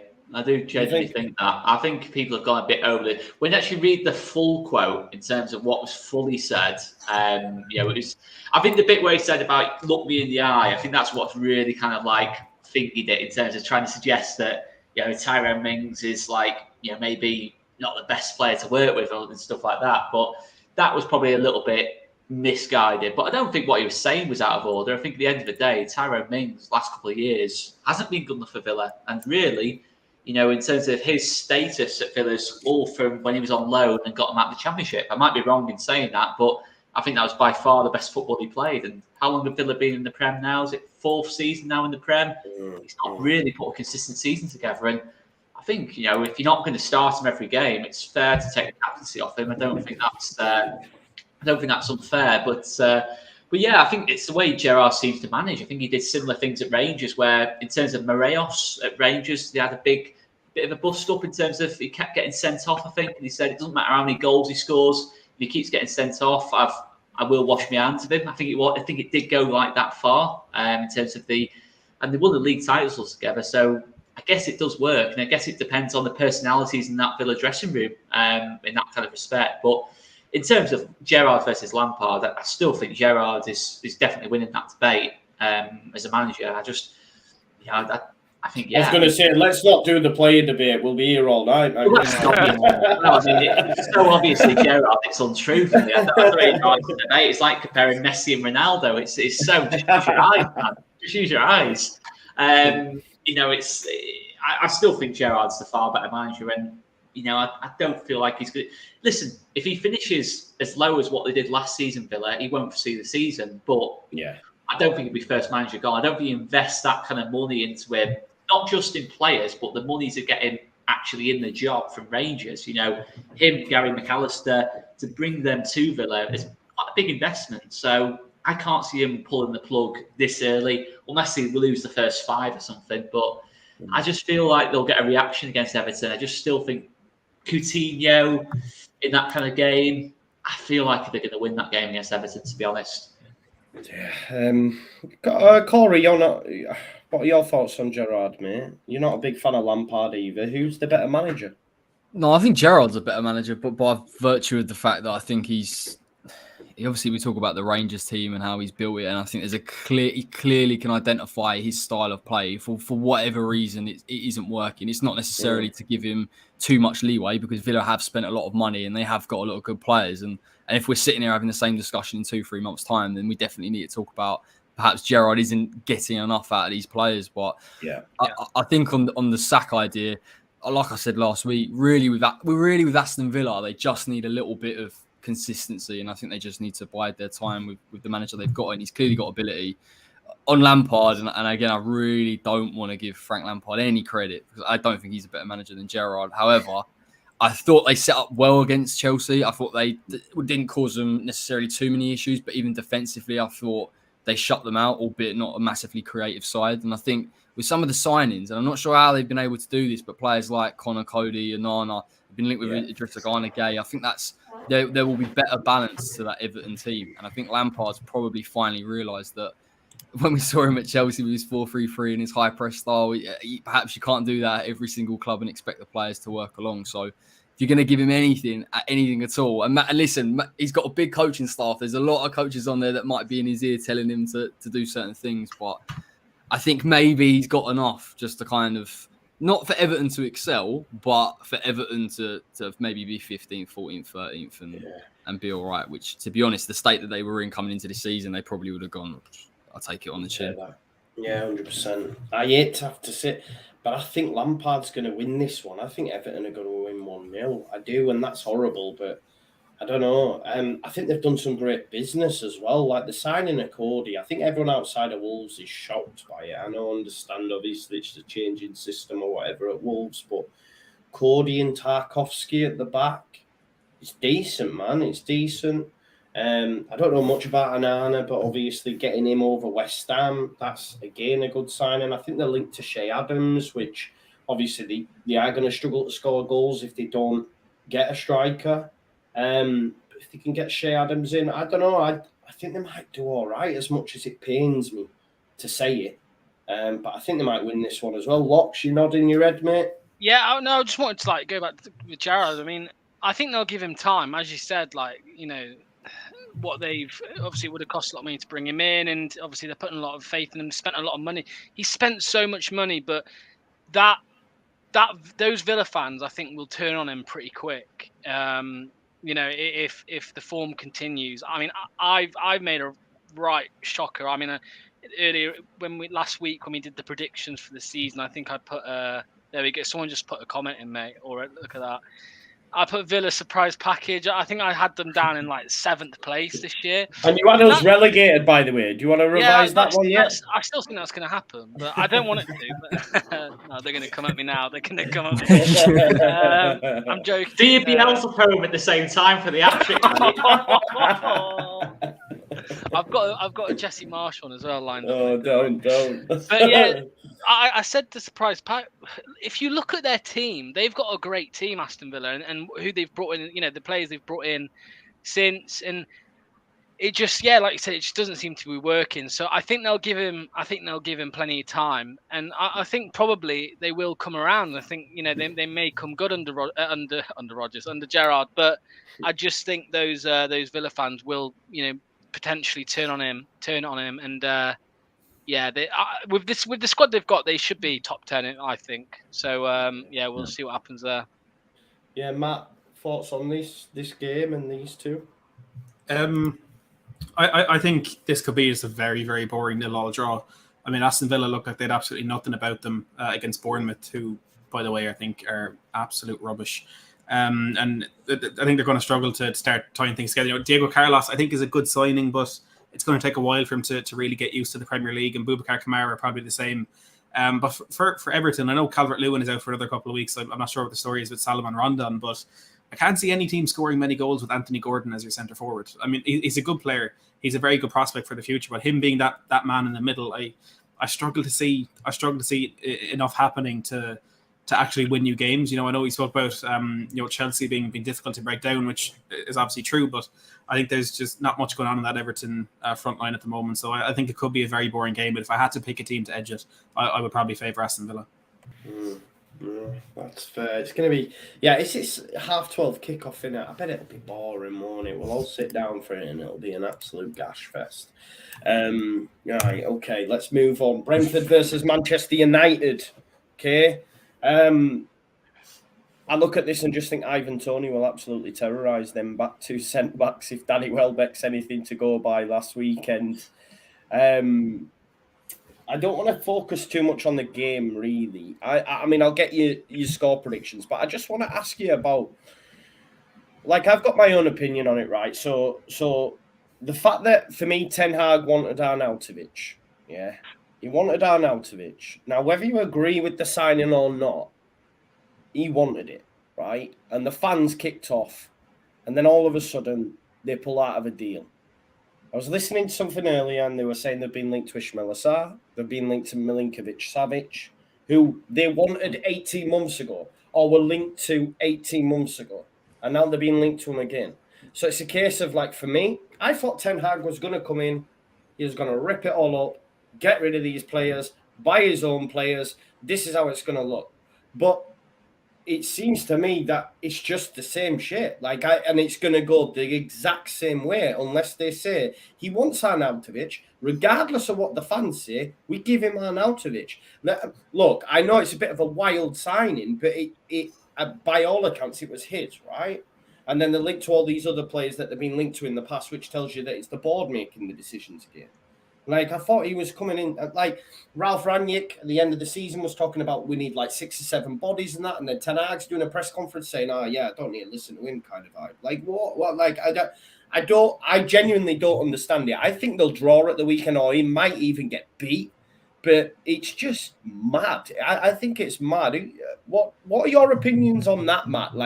Obviously Spurs now are working really well in the market and stuff, but do you think it's mad how that's being dealt with, the Binder signing off? Just because, listen, if the fans could choose all the signings, our teams would be dead. That's the facts. Because we don't really know what's going down. Do you know what I mean? So, what's going on? Yeah, I'm not surprised with the way this is going already with Ten Hag, and I put it up on Twitter, I think, last week that Spurs in November, by bringing in Antonio Conte, made the decision that Manchester United still just haven't been able to make, and that they need to make changes. We brought in Conte and Prachi to do that from top to bottom. No matter what manager you put in that Manchester United team, while it's still the Glazers running it, while it's still the same players in the dressing room, they're still starting McTominay and Fred in midfield. No matter what man you sit in that dugout, it's going to be the same old thing time and time again.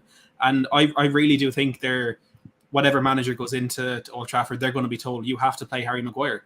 you have to play him. So we paid this much money for him. We've invested this. We've defended him for this and all that. You're going to have to play him. And that's not going to work. I mean, no team is ever going to compete anywhere near the top of the Premier League if you're playing a high line with him there. And, Lisandro Martinez, I think, is a good signing, very clearly, an Eric Ten Hag signing.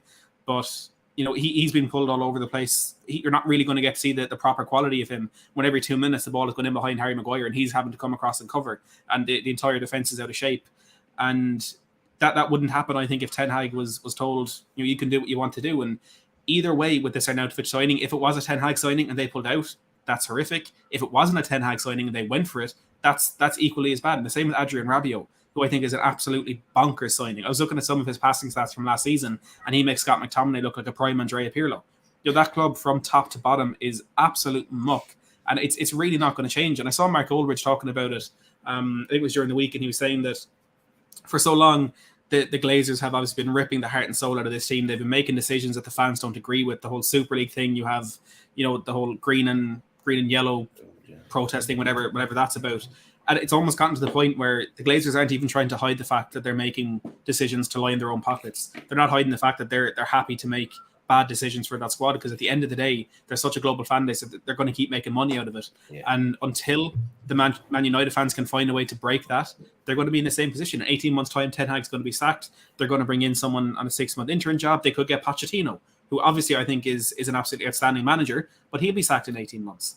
Until there are wholesale changes above and below the manager, that club is going absolutely nowhere. And to be honest, I'm glad to see it, because it's one less competitor for Tottenham. But as a football fan and as someone who grew up watching Man United be the team that everyone wanted to be and see them winning it all, it is quite sad to see. But it's not going to change anytime soon. So I don't know about that. I don't know if it's sad. You're a Leeds fan. You're a Leeds fan. It's enjoyable, bro. Because when I growing up, man, anyway, I'll never forget one of my best friends, Jordan, right? Turned round to me when we were relegated. I'll never forget it. And he went, "You're still going to support them now they've been relegated?" I went, "What? Like, what? Brutal. Would you not?" And he went, "No." I went, "Get in the bin, Jordan, man." But there you go. This is what we're dealing with Man United fans. That's the majority of their fan base. That's what I believe anyway. But yeah, we can all have stories like that about Man United fans. It's enjoyable, man. I've seen I was watching actually Saeed before I came live, because I just funny guy, and obviously the content at the minute, it's gold. But they're like talking for is it Garnacho, even James Garner, who was on loan at Forest last season, who Leeds were linked with. They want these youngsters just to play because McTominay and Fred are that bad. Corey, I don't know if you've seen. I think Gary Neville tweeted out where Scholes had even gone mad on Instagram saying when you receive the ball, at least receive it on the half turn and that. It was mad. It's mad that this new era has McTominay and Fred in the centre of the park, innit?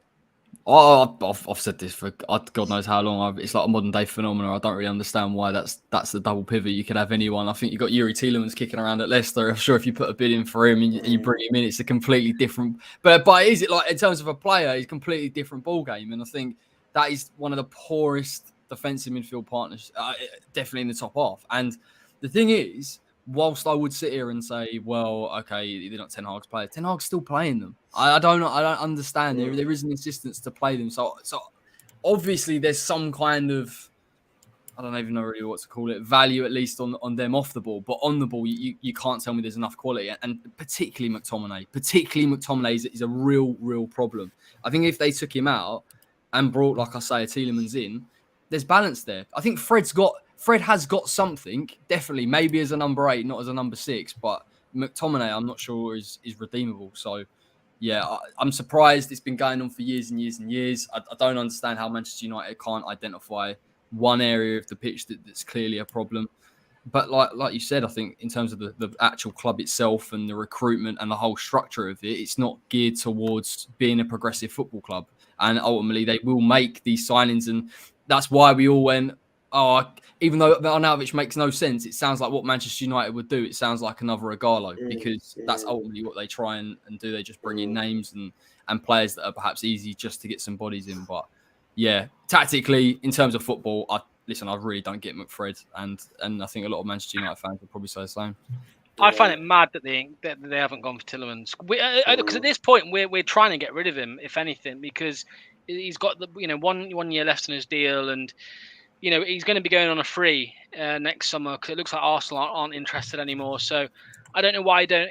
I think a club in the Premier League now could probably get Tielemans for 20 million if I'm honest. I think that's how much it would cost. So I don't know why you don't just kind of give it a go and bring him in. I'm surprised that they haven't, because there's been rumours for over a year of him to United. So it's a strange one. I don't know if are they still holding out for De Jong? I haven't really kept up with it. Are they still trying to get De Jong? He's about to join Chelsea. Yeah, I think it's mad as well, like Rashford and PSG and all this sort of stuff. And I mean, he's rubbish now. I'm gonna go out and say it, like a bit like, and I hate to say this, Matt, but where Dele Alli, where you're convinced, oh no, he'll come good, and he's done. Like, I'm convinced Rashford's done. Yeah. I think he's done. Really? Yeah, I do. Yeah, completely. I think he needs to get out. He needs to get out, I think. Well, maybe he moves, but give him a coach. He needs a coach. He needs to develop under a certain team. I agree with you. There is no denying Marcus Rashford is completely stagnated. Like, I can't get around it. His form is absolutely woeful, but there's still a player there somewhere. He's still young enough to go somewhere and develop. But I think he has really struggled with Ollie. And whilst it helped him initially as a counter-attacking team and having the freedom and the pace, again, as he's got older and developed, Manchester United have really struggled in games, to be honest, to keep hold of the ball. He just doesn't look great. He doesn't look great against low block teams. He struggles 1v1. It's frustrating, but it's definitely a player there. If you were to tell me we could take him, we'd try and put a bid in for him. Oh, I'd take Rashford. Yeah, no, I understand that. I'm on about at the level. Oh, yeah, 100%. Oh, at that level, yeah. Yeah, I think. What is that level? That's the thing. What is that level? No, but where they should be then. Where they should be. I mean, for me, he shouldn't be the forward for Manchester United, should he? I agree with Corey here. I think it's on the coaching to get the so best. So we're saying that Ten Hag's a bad coach now, then, or what? Or is he not? I know. Don't get carried away. I'm getting carried away. Rubbish. As much as I'm loving this at the throw-in time, I'm not getting too carried away because you never know. Ronaldo comes in against Brentford. You don't know what they'll do tomorrow. So this is the thing, though, Oscar. Right? They all want rid of Ronaldo because he's stinking up the place and all this sort of stuff. But now you get rid of your goal scorer. You're basically deciding, right? Tell you what, let's keep people like McTominay at the club because they're a bit younger than Martial. Like, what is the thing? I love it. I'd absolutely love it if they did that because they'll finish mid-table. They won't even be anywhere near the top 7 if they get rid of Ronaldo. What do you think to them being after Gakpo? Obviously, we know Leeds United were heavily linked with Cody Gakpo during the summer. Is he better? Well, this is the point I'm making. The fact that they're going for signings Leeds United are linked with, and then Arnautovic, for example. I think Cody Gakpo's decent. Obviously, smashed it in the era of Ederzi, but I guess it's where they are now, Oscar, isn't it? To be fair, you've got to be asking big questions when you got Ten Hag in there. He's been there for 2 months now, and he's playing Bruno Fernandes deep, like the least disciplined player in the league for me. In terms of he just wants the whole limelight to be on him. Everything that Man United fans criticise Paul Pogba for is basically what Bruno Fernandes does. Tactically, he's a bit of a liability for me. Obviously, he'll score your goals, he'll get you assists, but you can't play him deep against anyone because he'll just get overrun in midfield, especially when you've got Fred and McTominay alongside him. You've got to play 4-2-3-1 and have Fernandes up right into the striker for me. You can't have him anywhere near your build-up play because he's too direct. He's not someone who you can play in that system for me. And I think when they put Eriksen deeper in the second half, they're a far better team. And if they do that against Brentford, they've got half a chance. And it seems mad. It seems mad that we're saying they're going to Brentford and got half a chance. But I just look at what Brentford have got in terms of set pieces. Martinez on set pieces, De Gea on set pieces can both get bullied easily. Tony against Martinez and Maguire. Defensively as well, if Ronaldo's not on the pitch, I think Janssen and Ben Mee will probably dominate. To be totally honest with you, and it seems crazy to say, but I do genuinely think they are in big trouble already. Yeah, for sure. Matt, what were you going to say? You wanted to come in, Matt? Sorry, I didn't know Ben Mee played for Brentford. That's quite funny. I was going to say, I think, like saying, United targeting the same transfers as Leeds. I think Leeds' recruitment and scouting this summer has been absolutely exceptional. some of the players that you've identified. I don't think it's an insult or criticism of Man United to say they're targeting the same players as you. I think it's just testament to how well you've been doing in the window. But Love that, mate. Love that. You know how I feel about Charles de Ketelaere, best player in the world. But yeah, United, they're in big trouble. I think I don't know if Damsgaard is going to be playing for Brentford this weekend, but that's an insane signing. I would have done anything to have him at Spurs last summer. I think just the fact that he had one bad injury last season, I think he's kind of gone off the radar, and that's a bit of a tangent. But like signings like Darwin Núñez for Liverpool and for Dusan Vlahovic for Juventus last year, I think they're impulse signings. If you waited 6 or 12 months, you probably wouldn't make. And like last summer, everyone wanted Damsgaard. So many people were willing to pay money for him, but it turned out to be maybe 6 to 12 months at the absolute level. And now his level is Brentford, which Brentford are obviously very good. He's still a very good player, but I think last summer Damsgaard could have been a much bigger, much more high-profile signing. It's gone under the radar a little bit, and I think if he plays this weekend, that's one that with that defensive midfield pairing and with Martinez and Maguire being torn asunder, I think could be very, very influential for Brentford. Yeah, I agree. I think it's a great signing as well. It's for 15 million. I was like, Leeds United should be all over that, but it is what it is. I think I'm just as much as I. No, I don't actually dislike him. I'm telling a lie. I think he's pretty ballsy.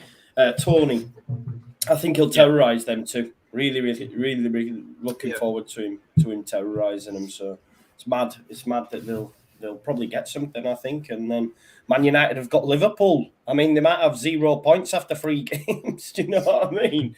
We'll have to wait and see. It's going to be a fun one. Right, Brighton, Newcastle. Don't need to worry about that. Right, let's do Forest versus West Ham.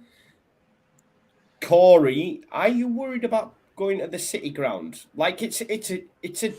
I think their first game in the Premier League, Nottingham Forest.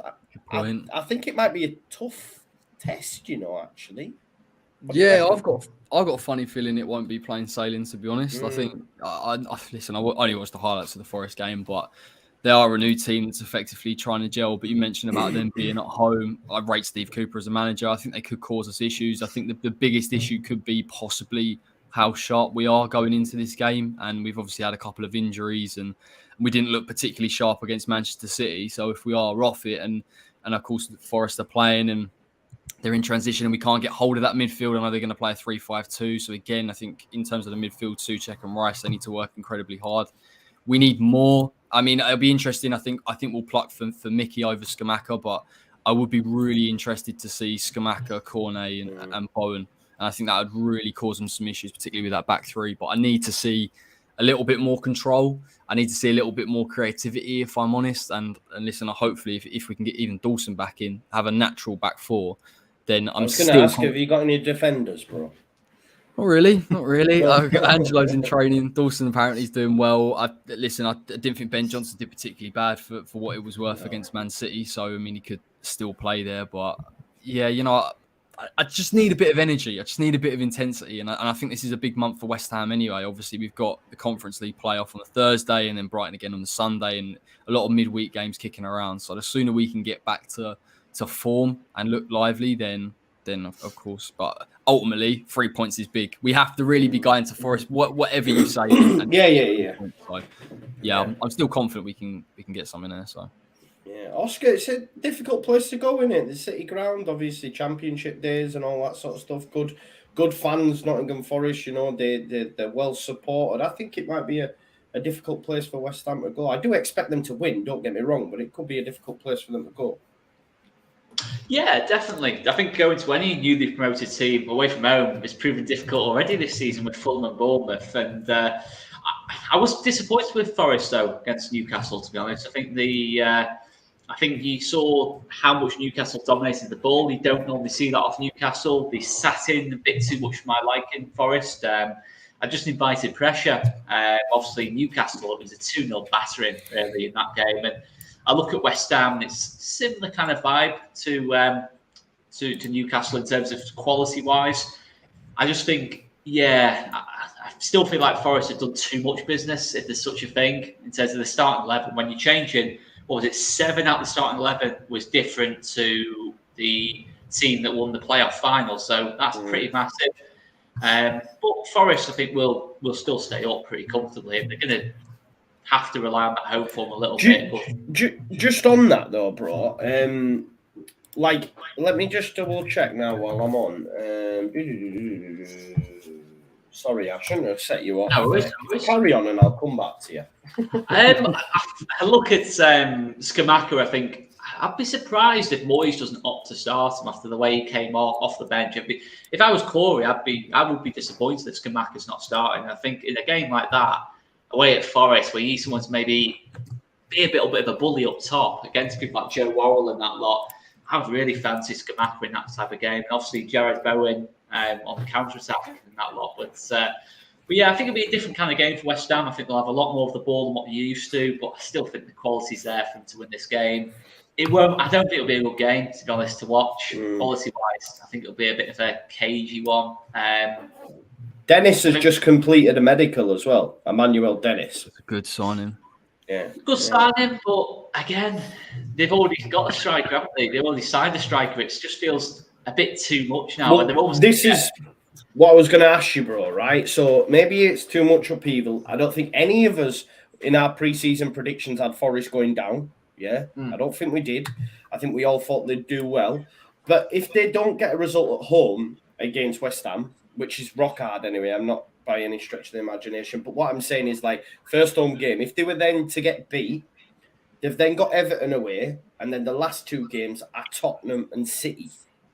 So it could be conceivable that they might not pick up any points in August, and then that rut sets in. Do you know what I mean? Yeah, no, definitely. And I think when you sign all these attackers, I don't really see the point of it when they play so defensively against Newcastle. You know, they were super defensive in that game, and the fact you saw, obviously, you tweeted out Jesse Lingard's stats in that game. He didn't touch the ball. He hardly touched the ball in that game. So you're thinking you spend all that money on him, and you're just going to play defensively anyway. It doesn't really make any sense. You want just pure pace. If you want to play on the counter, bring in pacey players. You don't really bring in Jesse Lingard for me, but we'll have to wait and see. We obviously still are going to see what Forest are all about. In terms of how they're going to set up in the league, but they're going to have more of a go than what they did against Newcastle for me, and play a little bit more on the front foot, especially at home. You can't be sitting back at home. No, definitely not. Locks, give us your final thoughts on this one before you jump off, Brooks. I know you've got to be somewhere. Yeah, I mean, I think somebody in the chat said, I think it will take a bit of time for Forest to glue. I mean, they've gone shit or bust, really, haven't they? Bringing in all these players, and it's gonna go one of two ways, isn't it? They're either gonna, have a good season and surprise a lot of people, or they're gonna go down. And I think you can't judge it off the first game because these players, never played with each other before, besides a few games in pre-season. So the fans are, they're great fans. It's a great stadium. Not far from me. I've been a couple of times, and it's a great atmosphere, but I just don't really like the way that they've gone about the business. Oscar said it. They've done too much business, if that's possible. So, I'm not really expecting anything from them in the first kind of couple months. Maybe they might grow as the season goes on. But for this weekend, I'll probably say 2-0 West Ham. Cheers, buddy. Cheers for that. And if you need to jump, you can. Sound, lads. Nice. No worries. Sound. See you next time. See you later, Locks. Corey, are you convinced that Lingard's he'll actually get a successful dribble and may actually touch the ball? I'm not saying a word because you know what's going to happen. Like, you know it's going to come to him and he's going to. He's going to be doing this in front of away fans when you're throwing stuff at him. But that is West Ham. I mean, I'm sure that is to a lot of clubs, but I'm not saying anything. He will still get into dangerous positions. I imagine he may perhaps look at certain players and think of their weaknesses, maybe even Creswell, and think actually maybe I can stretch the play here a little bit. So, I think we win. I'm just intrigued. Like, obviously, I'm just intrigued with some of our new signings, and I think Cornet slips under the radar a little bit, but he's fit, he's ready to go, and I think he gives us a direct left-hand side player that can get involved in the final third, and that's what we've needed, really. Fornals isn't really a left winger, so maybe even Fornals in the 10 is something I could look forward to. But on Jesse, Fingers crossed, mate. I can't predict it, but if we'll be sitting here on Tuesday and you'll know full well my mood if he scored the winner. True that, man. True that. City versus Bournemouth. I want to know how many City going to get. Oscar? 8. 8 says Matt. 4. 4. What about you, Corey? 4. I've got 4-0. 4 as well. I've Two got for 4 Haaland. in my super suit. Will it be hat-trick for Haaland, Corey? Nah, it'll be 2. Nah, It'll be 2. 2. It'll be warming 2 up. and then subbing. Oscar, did you see Calvin's picked up a knock?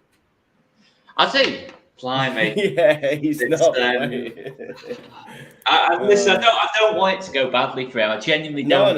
No, definitely not. But No. it's all the worst things about the signing in terms of not getting game time, obviously being injury hit and that lot. They're starting to really tell early doors. But I think he will play games. But again, he plays often as what he did at Leeds. But yeah, 4-0, 2 goals for Haaland.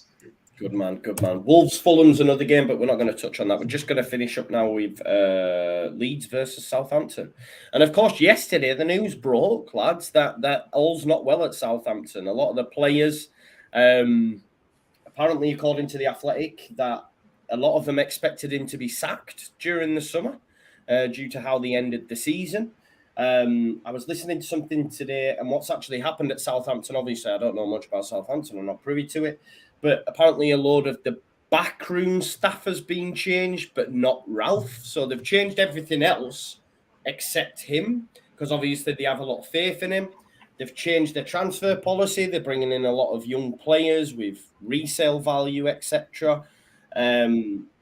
He seems to have gone with a back 5 now. And from listening to actually the preview you did, Oscar, and a couple of other Southampton podcasts ahead of my preview tomorrow, it's like they're that bad defensively that he's petrified about it, and now has gone back with a back 5, and it just doesn't suit what they've got. And listen, I'm going to say it. I'm bullish. I think we go, and I think we win.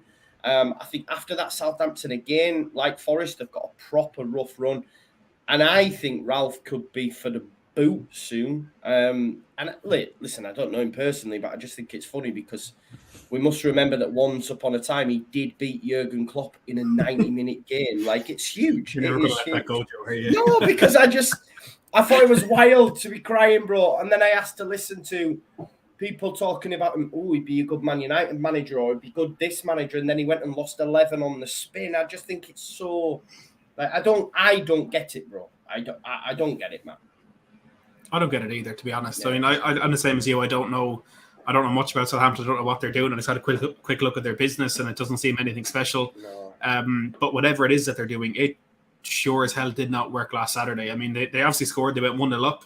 It was the first sustained possession they had in the game, and from what I can remember, it was up until we went 4-1 up and took the foot off the gas. They didn't have anything else. And look, I know obviously we're at the opposite end of the table to Southampton. You're not going to expect them to go toe-to-toe with us, especially on the first day with the mood around our camp, but they really didn't show anything. You know, even the goal they scored, I think it was Gineppo messed up the cross, Ward-Prowse messed up the volley, and it just so happened to end up in the back of the net. But aside from that, like, there really wasn't anything else. You messed up the cross, but come on, yeah, Matt. it was a decent strike. It was a great set. It was a good strike. It was a good finish. No. Sorry, well, look, to be fair, to score against Hugo Lloris, it has to be an incredible strike. So I will give him that. I will give him that. But yeah, Southampton are really poor. And the whole idea of going to the back 5 because his defense is so bad that he wants an extra man back there. I mean, that own goal that Salisu scored was absolutely comical. Like, the ball's going across, it's going out for a goal kick, no harm at all, and he's backheels it into his own net. And he was the one who kept Emerson on in the first side, in the first place. But yeah, I think they were possibly lucky that we have Chelsea next week and that we took the foot off the gas.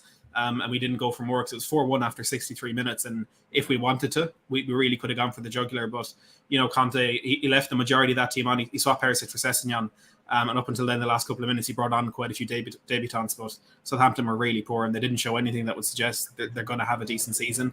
And Hasenhüttl has been there for quite a while, and nothing's really changed. I mean, they have a good spell, then they have a bad spell, then they have a good spell. And they just seem to be kind of sandwiched in between 9-0 defeats, and I don't think we're going to have to wait for the next one of those to actually see him leave.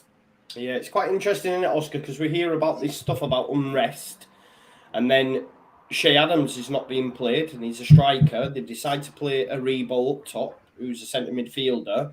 And then when they change substitutes, Shea Adams doesn't even come on. So it's like, for me, it's like, is he one of them that thought he'd be sacked? Are things not well behind the scenes?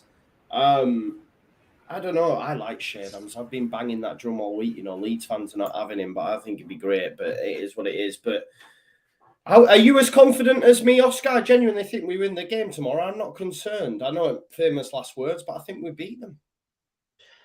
I don't think we're good enough yet to go into any game like that. Personally, I don't think we're good enough yet to go into any game. We are. I think, we're absolutely no chance we don't win this game, kind of thing. But we've got to do it with confidence. We've got, when I was talking like on the preview, I was saying about Wolves being a mid-table team. We looked as good as Wolves for me on Saturday, if not better. Obviously, winning the game. Southampton will be in and around that bottom three. They are going to be in that bottom third. We've got to, if we want to progress, we need to look better than Southampton in this game. We have to be looking to dominate the game, create, look solid at the back, dominating the midfield. We need to look like the better team at the very, very least, and at least getting something from this game at the very minimum. I think we can win the game. I think we've got more goal threat in the team, especially if they don't play Adams and Armstrong together up top. I think that's definitely a factor. I think Joe Aribo is a good player, by the way. I think that's the best signing they've made. Mm-hmm. He's a good, decent player to have in that kind of team. But he's not a striker, though, is he, bro? No. Yeah, he's better playing behind this front two for me as a number 10 or playing like a bit deeper as a midfielder. But yeah, it's interesting because Southampton still have good players. In terms of Ward-Prowse, Kyle Walker-Peters, I think are good players who get into most teams in this league. To be fair, so we've still got the quality to cause us problems. But I think in terms of them playing a high line, the options we've got off the bench now in terms of Sinistera, Cooper, Forshaw being back available. Can't wait to see Cini, Yeah, it might be the ideal start for him. In terms not to start the game, but to come off the bench. See what you could do late on in the game, definitely. But yeah, they play a high line. You can catch it out with pace. We've got pace on the bench. We have obviously got Harrison starting. We've got options to change it around. We can go to a midfield three. I feel okay going into this game. But away from home, it's always difficult. I think last season I felt confident going into this one. So I just think with Southampton, you never actually truly know what you're going to get. They have got that ability to just spring a result out of nothing. I think they beat Arsenal last season. I think that was their last win, I think it was. Yeah, one win. Listen to this, bro. 1 win in 14, 10 defeats. 10 defeats and they've conceded 34 goals. You've got to be beating them, bro. But then they beat Arsenal and kept a clean sheet in that spell. So you just never know what you're going to get off them. But yeah, we've got to be looking to at least get something, if not beat them, for me. Yeah, definitely. Corey, thoughts? Yeah, I think on that one. I think your favourites. I think I always feel that a Ralph team's a little bit naive. I know it was Spurs and they were expected to dominate the game, and there were defensive issues there. I even think in midfield, I'm going to sit down and watch it. I want to see how aggressive this team is. I've seen it in spells, particularly from Leeds, and I just don't think that Southampton midfield can really deal with it. I think Bamford's a massive plus. I know talking about Sinistera, who will be really exciting, but a player that can get in the box. His movement's brilliant. I think he'll have chances created for him, and yeah, I can only really see a Leeds win. And to be honest, I think you'll win, and it may not necessarily be the goals, but I can see you dominating the game and really being comfortable. So I think a 2-0. There you are. Enjoy your weekend. I love it, bro. I love it. I've seen. I'm giving all my preview away. I actually do homework, man. But there was a stat on. I think it might be Match of the Day too, but I think Phil here did it as well. Mentioned it that if you get 8 points, I think, from your first one sec. Let me check my notes and I'll tell you what it is. If you get 8 points from your first 5 games, you've got a 96% chance of staying up. So that's exactly the type of thing Leeds wants. Who says that? Opta. Who are they? Stats company. Oscar. Be very careful. Be very careful. But I'm right, we could have 6 points. I ain't got Chelsea. Oh, I said by August we're safe, man. Get up there, man. I do not. I'm just confident again, bro. You know what I'm like? I'm very much. I'm a passion merchant. So we've seen a decent performance against Wolves. starting to turn around to Jesse and that. So now he's got his own players in. It's going to be one of them seasons where I think we're going to be up and down. I know. I don't think. Maybe I'm wrong. Maybe it'll be a brilliant season from the off, but I do still think it's quite a young team. It's a new team. Obviously, a lot of players to come back in. There's potential for it to go wrong tomorrow. Stop being a ball man. We're going to get Champions League. Get the passport out, mate. Do you remember last season I told you we'd finish against higher than Tottenham? Yeah. Well, we will this season as well. Someone reminded me actually in the chat that during that time you had Nuno Espirito Santo, and I was like, "All right, okay." Probably right. That doesn't matter. You still would not have been more wrong on that one. No, at the time Nuno wasn't that bad. At that time we had hope.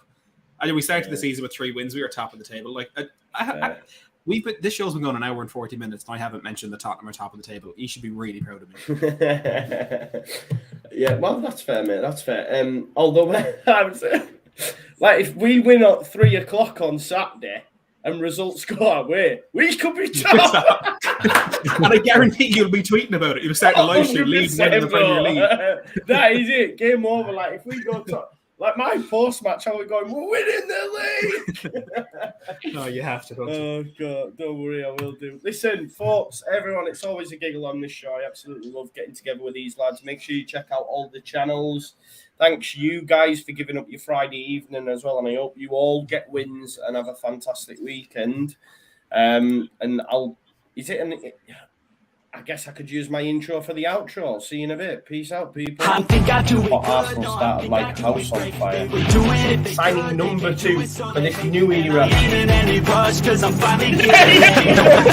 It's Judgment Day, people. Yeah! What did you